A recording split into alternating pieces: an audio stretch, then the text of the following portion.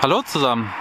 Heute bin ich hier in der Nähe von Heilbronn unterwegs und besuche den neuen Windpark Pretzfeld-Obersulm, der sich gerade im Bau befindet.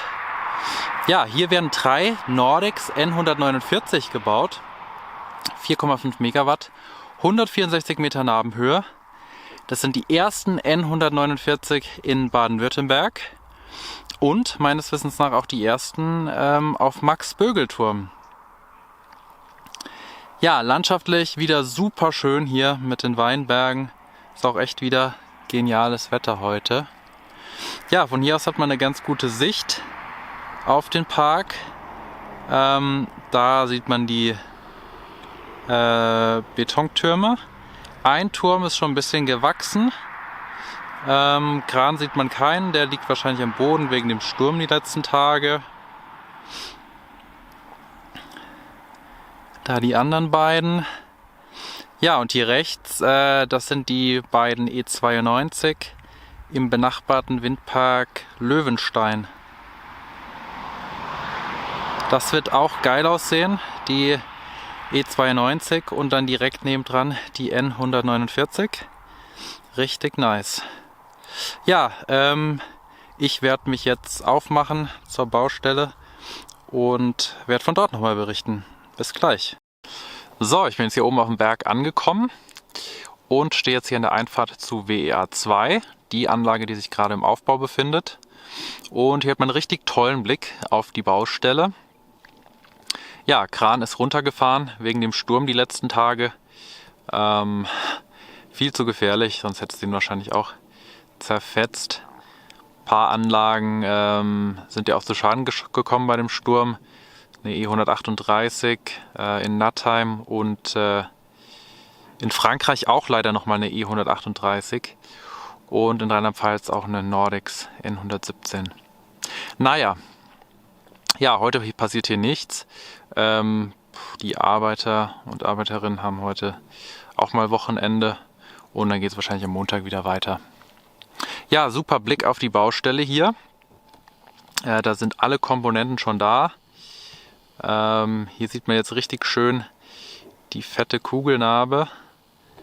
Das finde ich auch richtig cool bei der Delta 4000.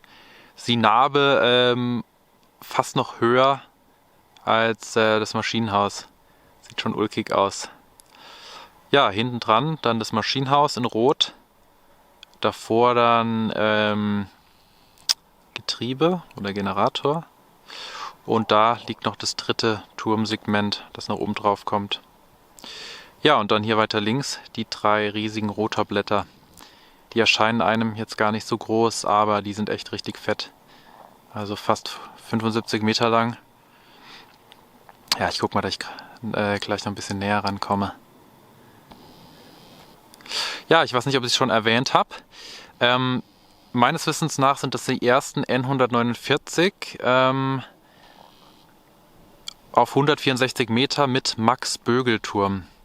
Die ganze Zeit hat Nordex ja mit Ventur kooperiert für die 164 Meter Anlagen und ja, hat dann irgendwann die Kooperation beendet und ja, vielleicht in weiser Voraussicht nach dem, was in Haltern vor 2 Wochen passiert ist, wo eine N149 auf 164 Meter Ventur Tower quasi implodiert ist, also in sich zusammengestürzt.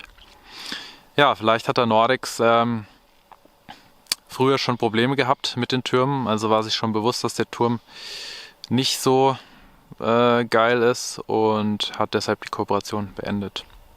Naja, jetzt sind es halt wieder Max-Bögel-Türme, kennt man von den G-Cypress und auch den E138. Im Prinzip der gleiche Turm, nur ist dann halt oben der Stahlturm etwas länger. E138 hat 160, G-Cypress 161 Meter Nabenhöhe. Genau. Ja, aber auch für mich persönlich ein Highlight, mal eine N149 Baustelle zu sehen. wie gesagt, die ersten N149 in Baden-Württemberg. Ich hoffe, dass in den nächsten Jahren auch in meiner Nähe noch ein paar dazukommen. Ich bin jetzt nämlich echt 3,5 Stunden im Zug hierher gefahren. Das kann ich nicht jedes Wochenende machen. Das wird zu aufwendig und auch zu teuer. Ja, aber die Landesregierung hat ja angekündigt, dass in den nächsten Jahren einiges passiert. Ja, Prototyp der Delta 4000 N133 habe ich an der Ostsee gesehen. Also das Design kenne ich schon. Aber eine N149 ist natürlich nochmal ein Highlight. Ja, ich schätze, wenn das Wetter passt, geht es hier wahrscheinlich am Montag weiter. Ja, ich versuche jetzt noch mal ein bisschen näher ranzukommen, dass ich die Rotorblätter noch mal schön aus der Nähe sehe. So, ich bin jetzt noch mal richtig nah dran. Hier hat man noch mal einen richtig geilen Blick auf die Baustelle und die einzelnen Komponenten. Ich bin außerhalb von der Baustelle, nur zur Info. Also ich laufe nicht auf der Baustelle rum. Hier ist nämlich alles videoüberwacht und ja, ich will mich an die Spielregeln halten und ja, nicht, dass ich noch Stress kriege. Ja, ich stehe hier direkt hinter den Rotorblättern. Die riesigen Teile.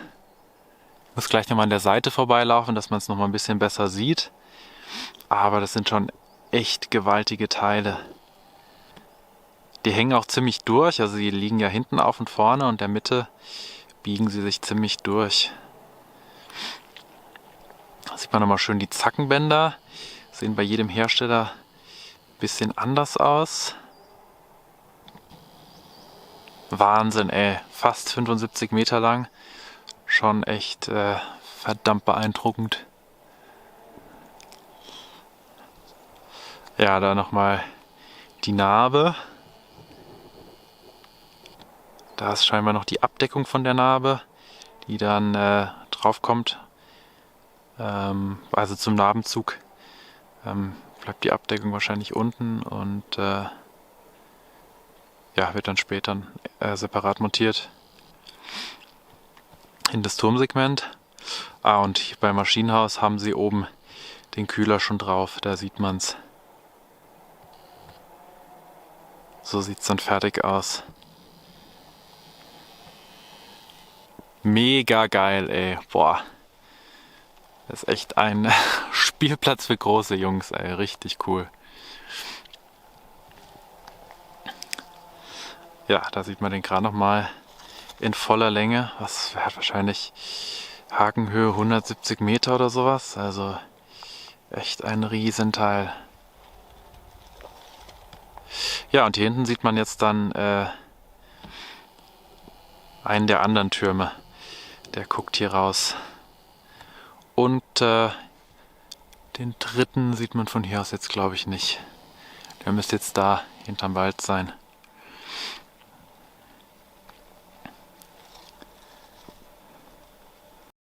So, ich stehe jetzt nochmal unterhalb von den Rotorblättern.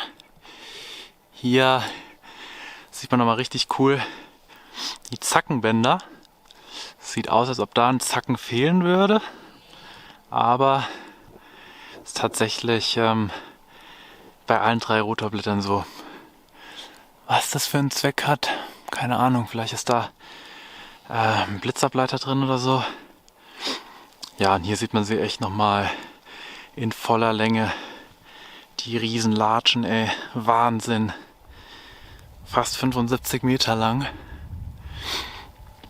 Ja, und die Anlagen der Delta 4000 haben auch echt so ein cooles Flatback-Profil. Natürlich produced in-house bei Nordex.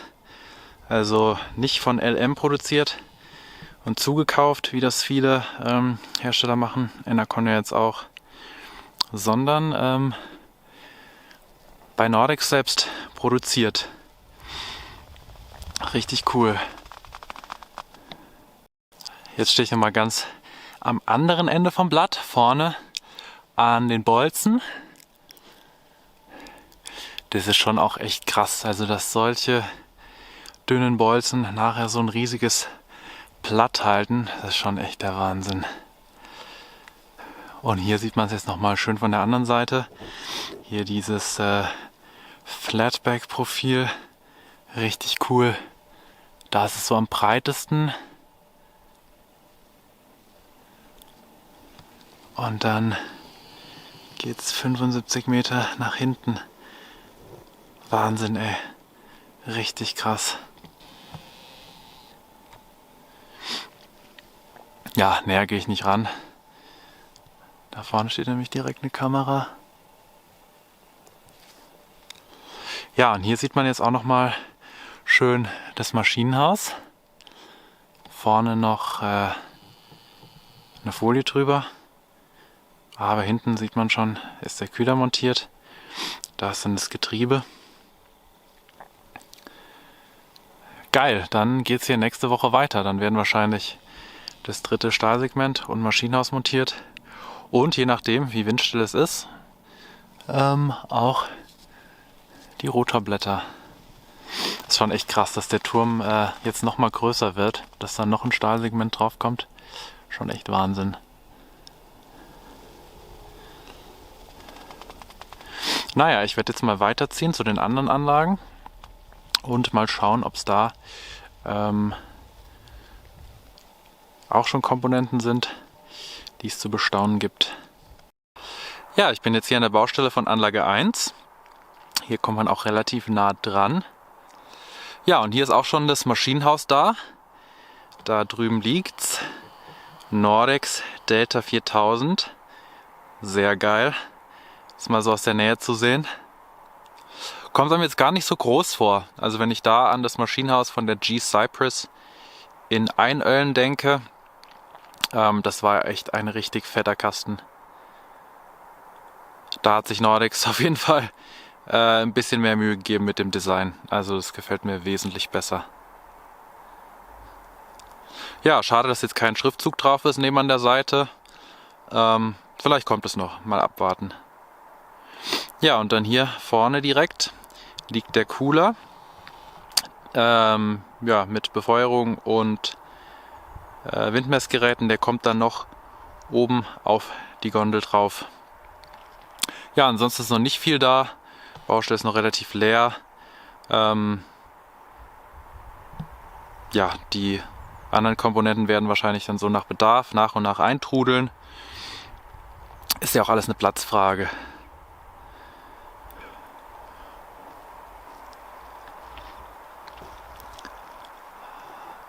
Nochmal der Turm.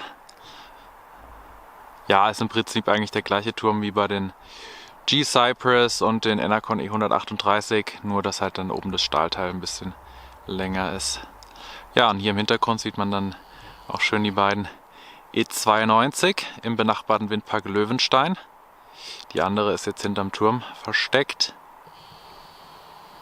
Da werde ich nachher dann auch noch hinfahren.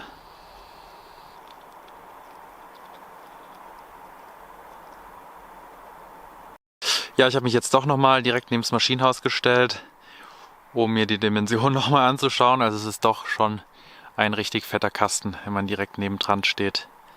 Schon echt Wahnsinn. Wie so ein riesiger Container. Aber cool, das finde ich mal cool bei Nordex, wenn die Maschinenhäuser komplett rot sind. Schon geil. Ja, ich laufe jetzt mal noch nach vorne, ob man vorne reinschauen kann.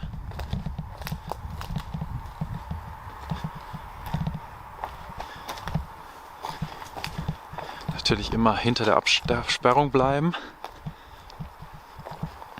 Ah ja, das hier scheint jetzt das Getriebe zu sein oder der Generator.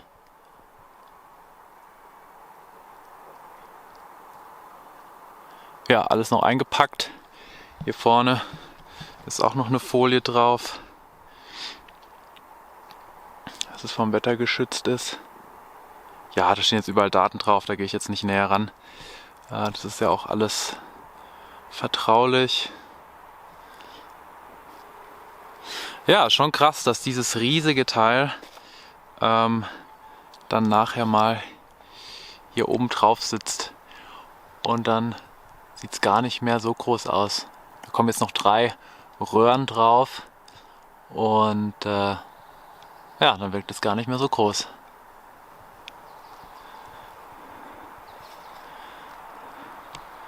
Aber schon ein geiles Teil. Richtig cool, das so von nahem zu sehen. Ja, da kommt dann das Getriebe und Generator rein und dann vorne die Narbe drauf. Sehr cool. So, jetzt ziehe ich aber wirklich weiter. Ja, hier nochmal ein kurzer Blick auf WEA 3. Sieht man den Turm nochmal in voller Größe. Ja, und hier sind noch keine Komponenten da, abgesehen von der Narbe ist es, glaube ich. Da blau eingepackt liegt die dicke Narbe. Ich schätze mal, dass sie für die Anlage hier ist, also ich glaube jetzt nicht, dass man die hier ablegt für die Anlage 1. Ja, noch nicht so spannend. Da wird es dann erst in ein paar Wochen spannend. So, ich stehe jetzt hier zum Schluss nochmal in der Nähe von einer der beiden Enercon E92 im benachbarten Windpark Löwenstein. Die Anlagen wurden 2014 gebaut, haben eine Nabenhöhe von 138 Metern. Habe ich so jetzt auch noch nicht gesehen. Bisher immer nur 98 oder 104 Meter Nabenhöhe. Ja, ist schon echt nochmal ein ganzes Stück größer mit 138 Metern. Ist auch echt eine geile Anlage, die E92. Gefällt mir echt super gut. Ja, da hinten steht dann die andere, die liegt etwas niedriger. Die steht jetzt, läuft gerade wieder an, hat die Flügel so ein bisschen in den Wind gedreht. Ja, ich stehe ja so ein bisschen auf der Anhöhe. Ich habe eigentlich gehofft, dass man von hier aus die Türme für die neuen N149 sieht. Aber da ist jetzt leider der Wald davor. Die sind noch zu niedrig. Ja, wer weiß, wenn sie fertig sind, dann sieht man sie vielleicht sogar von hier aus. Das wäre ziemlich cool. Ja, ist auch echt ein geiler Vergleich. Also die E92 sind ja echt schon echt riesig. Und dann die N149 im Vergleich. 92 Meter rote Durchmesser versus 149 Meter rote Durchmesser. Das ist schon echt, das wird echt krass.